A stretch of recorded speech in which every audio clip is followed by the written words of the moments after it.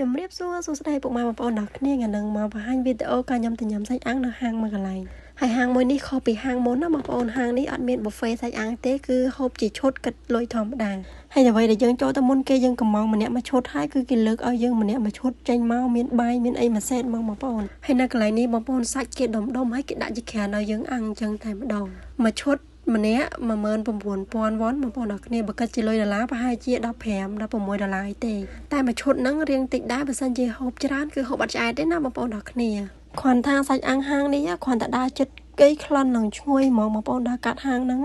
ហើយនិយាយពីសាច់គេហ្នឹងក៏តំណងដែរពេលអាំងទៅជះក្លិននឹងឈ្ងុយហ្មងបងប្អូនអ្នកគ្នាហើយហាងហ្នឹងគេអត់សូវដាក់បន្លែយើងញ៉ាំទេគឺមានតែសាច់ហ្នឹងតែម្ដងជាមួយនឹងទឹកជ្រលក់គេណាបងប្អូនហើយបើនិយាយពីបន្លែវិញសាឡាត់2ស្លឹកហ្នឹងគឺយើងហៅសាច់2ឈុតគេដាក់សាឡាត់ឲ្យយើង2ស្លឹកអញ្ចឹងបងប្អូនមិនដឹងថាយកមកតាំងឬមកទុកឲ្យពួកខ្ញុំហូបទេតែគ្មានទេដាក់ទៅអស់ហ្នឹងបងប្អូនណាទុកទេ2ស្លឹកក៏ដោយហើយពេលដែលយើងអាំងសាច់មកសន្ទុះទៅនេះសាច់3គៀងហ្នឹងក៏ស្ពាប់ហើយនិយាយពីថាឲ្យបងប្អូនឲ្យតំណងមែនតើបើសិនជាបងប្អូនទៅឃើញផ្ទាល់ដឹងថាមានអារម្មណ៍ដូចខ្ញុំហ្មងខ្ញុំអត់ដែរចូលហាងហ្នឹងឯងបងប្អូនទៅលើកទី1ដើរកាត់ទៅមករហូតដល់តែដែរសាហើយមានអីបងប្អូនទៅលើកដំបូងចូលទៅចង់មើលមុខដោយសារតែហាងគេដាក់ពូលពងមាត់នឹងក៏ហមមកហើយនេះបងប្អូនអរគ្នាទឹកជ្រលក់គេគឺមាន4មុខហ្នឹងបងប្អូនមានអំបិលផងមានទឹកម្ទេសទឹកអីគ្រប់មុខរបស់គេហ្មងបងប្អូនហើយបើនិយាយពីបាយគេដាក់ឲ្យយើងមកកូនដុំទូចញ៉ាំហ្នឹងបងប្អូនអរគ្នាហើយនេះគឺមកថាសគេហ្នឹងមួយសេតហ្នឹងគឺមានកូកាយើងមកកំប៉ុងគេមានកៅមានអីដាក់ទឹកកកនៅក្នុងស្រាប់ឲ្យយើងនិយាយទៅអត់ឲ្យយើងពិបាកទេបងប្អូនអង្គុយចាំតែញ៉ាំទៅហើយហាងគេហ្នឹងធំដែរណាបងប្អូនអ្នកគ្នាគ្រាន់តែថាពេលដែលខ្ញុំចូលទៅហ្នឹងអត់ទាន់មានមនុស្សចូលទេដោយសារតែពេលខ្ញុំចូលហ្នឹងរៀងថ្ងៃដែរណាបងប្អូនអ្នកគ្នាភាគច្រើនហាងសាច់អាំងចេះតតែល្ងាចអីបានមនុស្សច្រើនព្រោះឯពេលខ្ញុំដើរកាត់ពេលយប់ឃើញមនុស្សច្រើនណាតែខ្ញុំចូលរៀងថ្ងៃចេះទៅអត់សូវមានមនុស្សមានតែខ្ញុំ2នាក់បដ ாய் ហើយមានអី2នាក់បដ ாய் ខ្ញុំ2ឈុតហូបមកល្មមបងប្អូនអ្នកគ្នាដោយសារតែគេឲ្យយើងអាំងសាច់នឹងហើយគឺមានផាន់ឆាន់មានអីឲ្យយើងហូបផ្សេងទៀតណាបងប្អូនអរគ្នាហើយមានអីមើលបងប្អូនមើលខ្ញុំគ្រាន់តែសាច់ឆ្អិនភ្លាមខ្ញុំភ្លក់ផ្លែតែម្ដងដោយសារតែក្លិនវាឈ្ងុយហើយជ្រលក់មួយទឹកជ្រលក់គេទៅឡើងឆ្ងាញ់មែនតែនមកមិនចាំមានសាឡាត់មានគីនីបក៏ឆ្ងាញ់ដែរសម្បីតែតម្លៃក៏ខុសគ្នាជាមួយនឹងហាងមុនដែរណាបងប្អូនអរគ្នាហាងសាច់អាំងបែបនេះបើសិនជាយើងហូបប៊ូហ្វេគឺវាធូរថ្លៃជាងណាបងប្អូនតែនេះខ្ញុំហូបលក្ខណៈគេគិតមនុស្សគិតមួយឈុតមកហើយខ្ញុំអង្គុយហូបសុកហ្នឹងគេលើកមីមកមួយចានហើយនឹងហើយ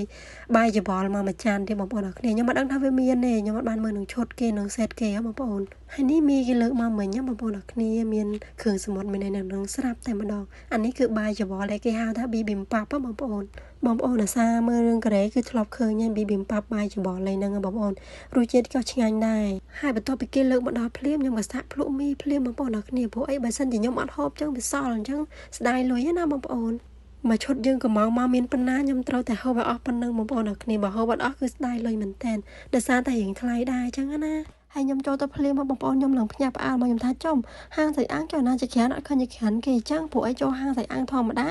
ឃើញគេមានដាក់ជាក្រានដាក់អីផ្អប់មួយតុកតែម្ដងបងប្អូនអរគ្នាតែនេះគ្មានទេជាក្រានគេដាក់ក្នុងឆ្នាំងមកដូចក្អមមិនទេបងប្អូនអរគ្នាតែតំណងមកគេមកខ្ញុំចូលទៅភ្លាមខ្ញុំខំតែភ័យអញ្ចឹងណាព្រោះអីថាមកហូបសាច់អាំងដល់មិនឃើញជាក្រានអញ្ចឹងភ័យដែរហើយហាងនេះគេមានដាក់ស្លាយឲ្យយើងកំងបងប្អូនអរគ្នាគេមានដូចចុចទៅកំងគេហ្មងលក្ខណៈដូចខ្ជូអាកូតខ្ជូអីយើងមើលថាមកហូបមួយណាយើងចង់ហូបមួយណាអញ្ចឹងយើងចុចហៅគេបងប្អូនវារៀងទៅនើបន្តិចដែរអញ្ចឹងមិនរៀងថ្លៃបងប្អូនអរគ្នាសាច់តែប្រហែលដុំទេតែថ្លៃមិនបាច់និយាយបើហាងមួយទៀតខ្ញុំធ្លាប់ទៅមួយតកែខ្ញុំហាងហ្នឹងក៏ធូរថ្លៃដែរហើយសាច់ឆ្ងាញ់ទេបងប្អូនអរគ្នាតែគាត់ថានៅម្ដុំនេះដូចអត់មានទេរអត់ឃើញមានតែហាងសាច់អាំងបែបផ្សេងគ្នាអញ្ចឹងណាបងប្អូនអរគ្នាបន្ទាប់ពីហូបបដាជ័យគ្នាបដាមកយើងក៏ហូបអស់លេងបងប្អូនអរគ្នា2ឈុតហ្នឹងគឺ2នាក់ល្មមតែម្ដងល្មមនេះដោយសារតែខ្ញុំហូបទឹកភេសជ្ជៈមកពីក្រៅហើយទេណាបើសិនជាអត់ហូបអីសោះ2ឈុតហ្នឹងខ្ញុំគិតថាហូបអត់ឆ្អែតទេតែបានកោកាគេមកកំប៉ុងផងមានណាពឺតខ្ទេចមកគ្មានទុកទេបងប្អូនបន្ទាប់ពីខ្ញុំហូបហើយទៅគឺយើងគិតលុយទៅតាមហ្នឹងណាបងប្អូនអរគ្នា2នាក់ហ្នឹងគឺអស់30000ជាង7-40000ណាបងប្អូនហើយ finally មកគិតលុយមកវាប្រហែលជា$35ឯហ្នឹងបងប្អូនអរគ្នាមកពេលហ្នឹងណាហើយវីដេអូរបស់ខ្ញុំក៏មានតែប៉ុណ្្នឹងដែរបងប្អូនអរគ្នាអរគុណច្រើនជួបគ្នាវីដេអូក្រោយទៀតបាយ